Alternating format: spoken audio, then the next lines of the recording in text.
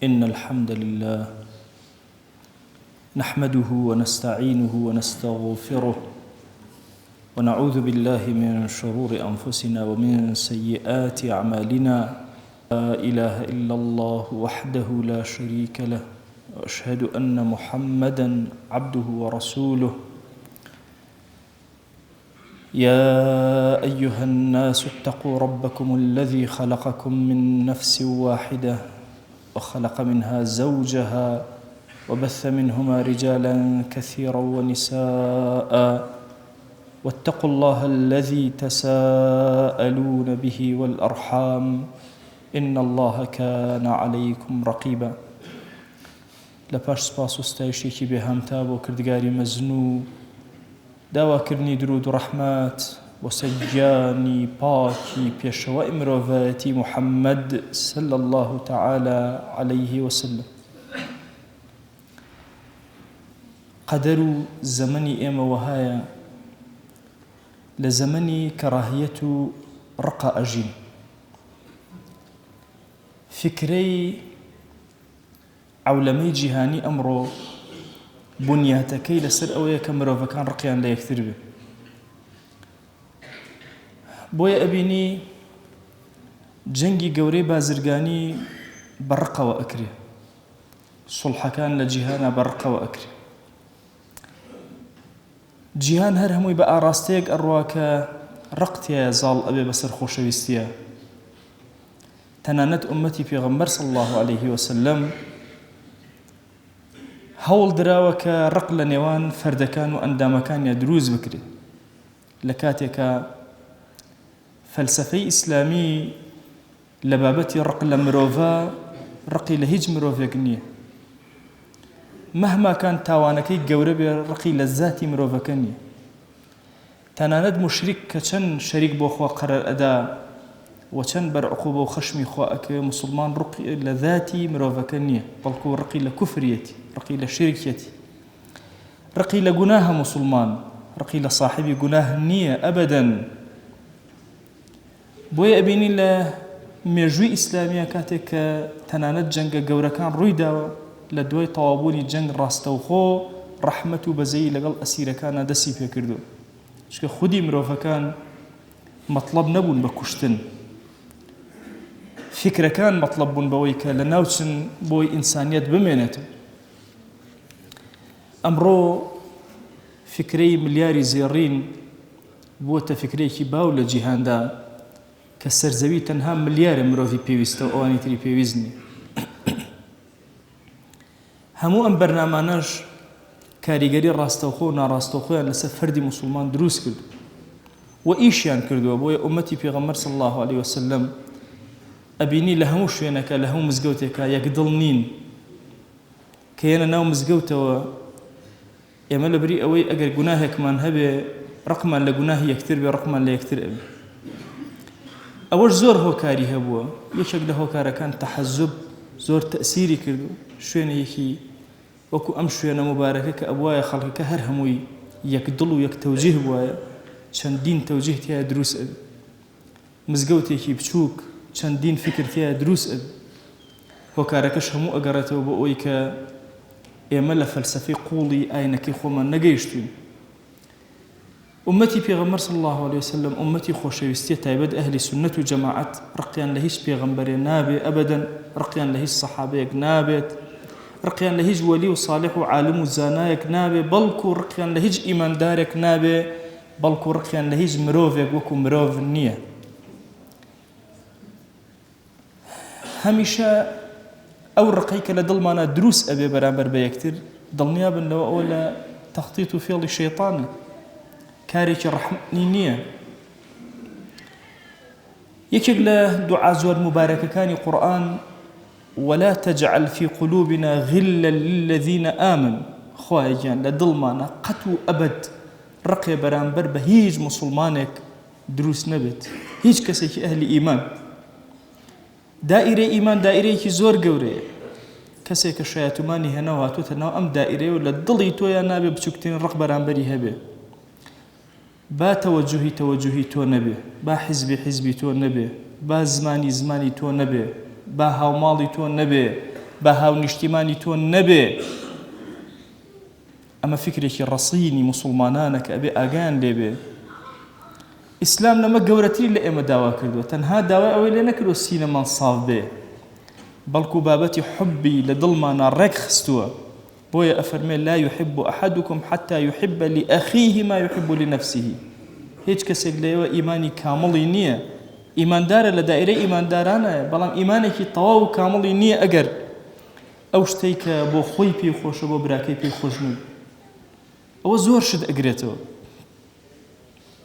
علەما فەرموویانە حەدیثی ناڕەحەتی فەرمایشتێک کە پێغەمبەر صلی الله علیه وسلم فەرموو بێتی و ئینسان زۆر تووشی ناڕەحەتیکە ئەو فەرمایشتەی. بۆ چونکە تۆ چۆن هەموو ئەوەی هیچ حەسەدێکە لە دڵی خۆتان نەهێشتوە، دڵە صاف و پاک و ساغ کردوێتەوە سینەت، حبت وهایە ئەو شتێک کە بۆ خۆت پێ خۆشە حەزەکەی هەموو ئیمانداران ئەوەیان هەبێت.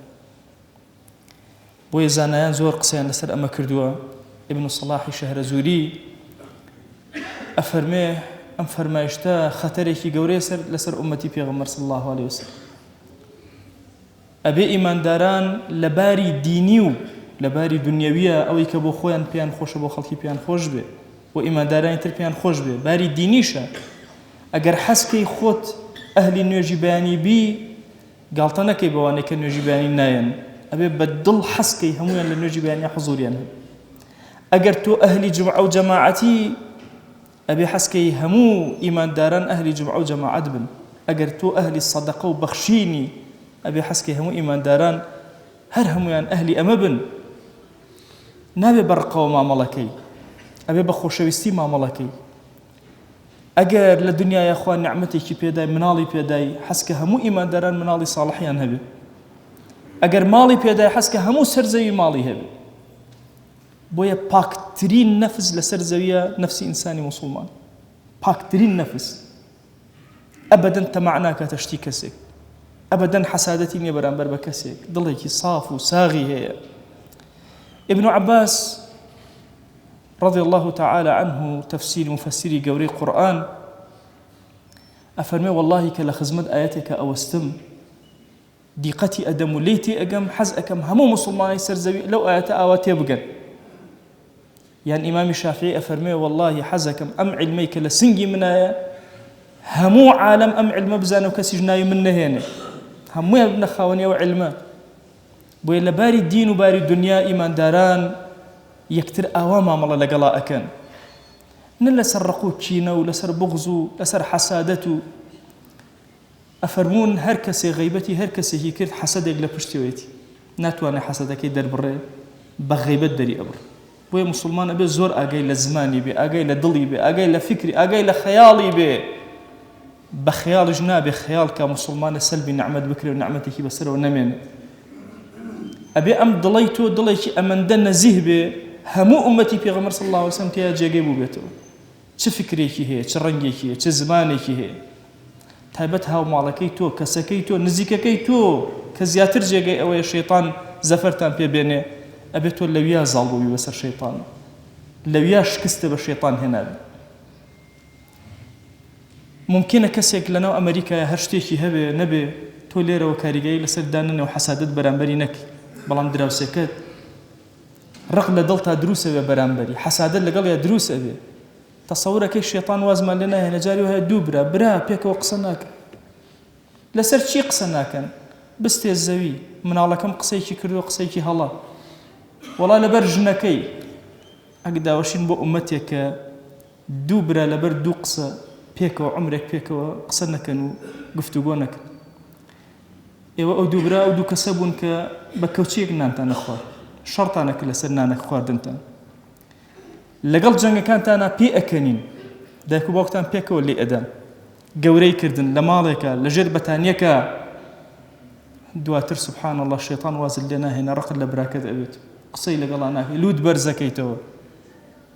بۆیە زۆر کات ئینسان ئەبێ زۆر هوشیار بێ لە نزیکترین کەسیەوە هەتا دوورترین کەس لە ئومەتی پێغەمبەر صلی الله علیه وسلم لە دڵی تۆیان نابێ زەڕێک لە حقد و حەسادەت و بغز و کینە هەبێ، نابێ ئەبەدەن ڕقت لە ئیماندارێ بێ. چی ئەکەی ئەگەر ئەو ئیمانداری ڕقی لێتی لە ڕۆژی قیامەتە خەسمی تۆ بێ، لە بەرامبەر خوایە، بەرامبەر بۆ خوایە ئەم ئیماندارە لە خۆ ڕقی لە من. بەبێ ئەوەی لەگەڵ ما دابنیشێ بەوەی قسەم لەگەڵاکە. ئێمە زۆر ضرورین بەوەی کە لە فەلسفەی دینەکەی خۆمان تێبگەین.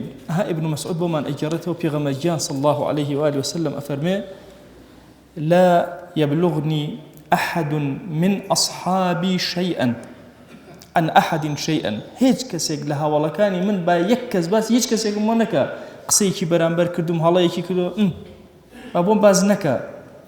فإني أحب أن أخرج إليكم وأنا سليم الصدر. ئەفەرمێ خۆشەویستی دڵ والله حەزەکەم بێمە ناوتانەوە بەڵام دڵێکی ساغم هەبێت کەس باسی کەسم بۆ نەکە بۆی دڵم گەردێک نەگرێ بەرامبەر بە یەکێکتان بە سنگێکی سافەوە بێمە ناوتان. بۆیە سنگی ساف سەلامەتی سەدر یەکێکە لە صیفەتە بەرزەکانی تۆ ئەی ئیماندار. تۆ ئەهلی ئەمەی کە سینەیەکی پاک و سنگێکی پاک و جوانت هەبێ لەگەڵ بەرامبەرەکان تا بە جوانی مامەڵە بکەی. ئیاسی کوڕی معاویە ئەفەرمێ پرسیارم کرد لە ناو ئەسحابە چ شتێک هەبوو کە ئەسحاب زۆر بە گرنگیان ئەزانی ئەیانوت ئەگەر ئەو کەسە ئەوەی هەبێ لە هەمومان فەزلی زیاترە. ئەفەرمێ كان أفضلهم عندهم أسلمهم صدورا وأقلهم غيبة. كاميان دڵی لە هەمویان ساختر بوو کامیان لە هەمویان کەمتر غیبەتی ئەکرد ئەوە لە هەمویان بە گەورەتریان ئەزانی لە بینی خۆیان ئەسحاب. ئێمە زۆر کات لەوەچی ئەگەر کەسێ ببینین یا گەنجێ ببینین نەزەرێ بکە زۆر بەلامانەوە بێڕێز ببێ. تەسەوورەکەن نەزەرێ گوناهێکی بچووکە ممکنە بە دەوام یا بە ئیسرار گەورە ببێ لەسەر ئینسان بەڵام ئەزانن غیبەت گوناهی گەورە و حەقی ئینسانیش. وەرە ئەو بەڵا گەورە لە مەجلیسا دانیشتین پێ ئەکەین بەرامبەر بە یەکتر کە باسی یەکتر ئەکەین. بەڵام لەولاوە گەنجێک کە نەزەرێکی کردە بەلامانەوە زۆر سووک و بچووک مامەڵەی لەگەڵا ئەکەین.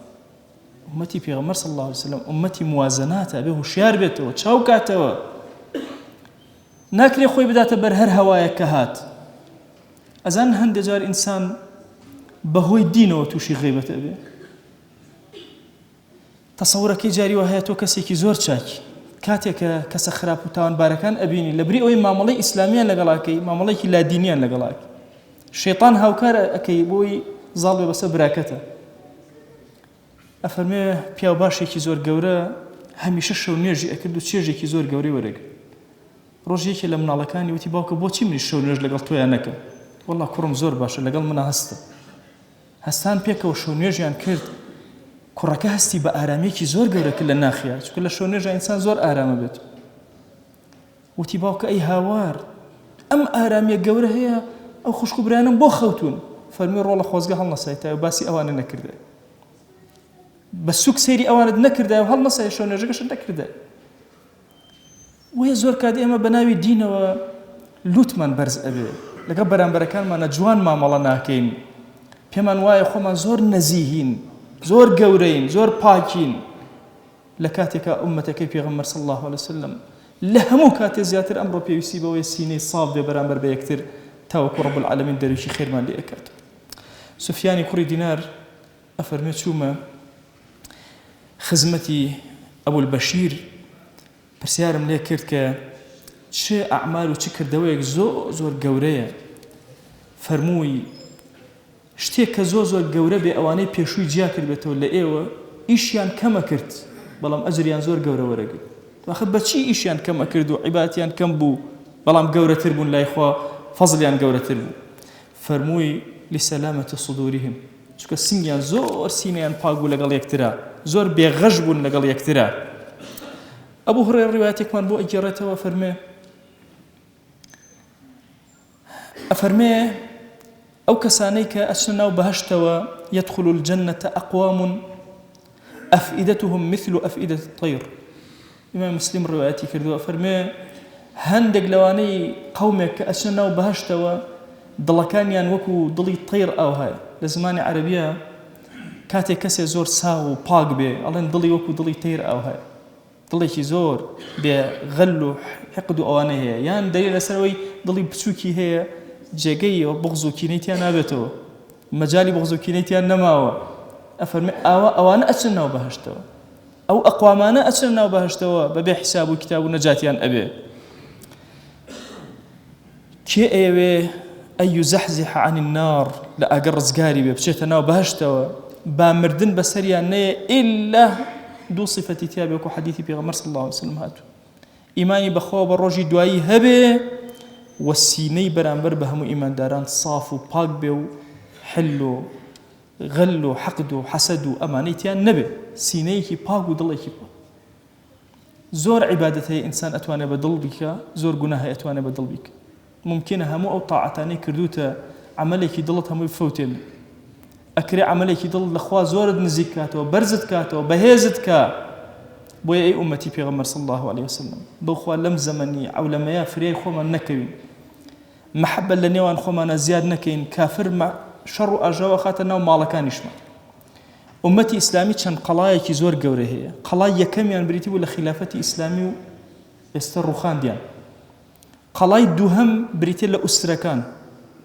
أو مالاني كي استهتا أسبوني بيغمر صلى الله عليه وسلم لهرشي لا دي ولهرشي شوينا مالكان بيكوان أزان سريع عائلة مالهم كو أبنوا أو قلاي دومي أمتي إسلامي قلاي سيهم دلكان من والله لقلاي دوما بشكين كمالكانا كافر هرجة كاتسر قلاي ظلمة بوي أبي زور هشيارانا ما مالك أبي تشاو كينوا ظلمان بركين لمحبات يهتناو مزقوته ودل الصاف كرو باك كرو بين خوت وخوا خوايا هرشي كسك مؤمنا لم سرزويا يا إلهي هرشي الله من قرني أزابه أبدا باسي كسر نكي أم دلت باكر سلامت بي دلت لعل رب العالمين درجا كان خير بس الأم اللي تأكاتو بهوي سلامتي ضلمان سلامتي جيان من بو أنيري خواي جان لد أبارنا ولد ألالينا برحمتي خوتو بزي خود لهرشي قناه ما نببورة يا ربي خواي لقناه كان ضلمان ببورة يا ربي خواي رقمان لهر مسلمان بو خواي لي ببورة خواي هر مسلمان الرقي لمن بو يا ربي خواي لي ببورة يا ربي خوايا هر مسلمان غيبتي كردون عفويك غيبتي هر مسلمانك ما كردو خوايا عفويك يا ربي خوايا دعوان لي أكين بناوي جواند بصفتي برز باسمي عظمت بكرمي خود برحمتي خود رحم بمسلمانان بك يا رب العالمين خوايا هاوار بولايتو أهينين أم آقري شر آشو بلا أمتي إسلامي دور خلوة يا ربي خوايا همو كافران جيهان كوبونتوا برقو كينا وبرانبر بإيمان داران يا إلهي مال منال من أسوتين الجيان من تيك أدن بسريكا خيراتي ولاتكان من أدزن يا ربي خوايا داوات لي أكين هناسيك الرحمة من بوبنير يا رب العالمين بمن خروسر قاشكاني خومان ولم فتنوا بلا مصيبتان بمن بارز يا رب العالمين خوايا خود شاهدي أم إيمان دارانيك السلم ماليتو يا حضوري هي إلهي أمانة بحياتي سريع نخسو تزوي تنها بوتو نبي إلهي أمانة قد ركوع يا نبي تنها لمقامتو يا نبي دسي الزليلي دعاء برزنا كدتو إلهي تنها لحضورتو يا نبي دا إلهي دعاك ننجرابك وادعوا الله وأنتم موقنون بالإجابة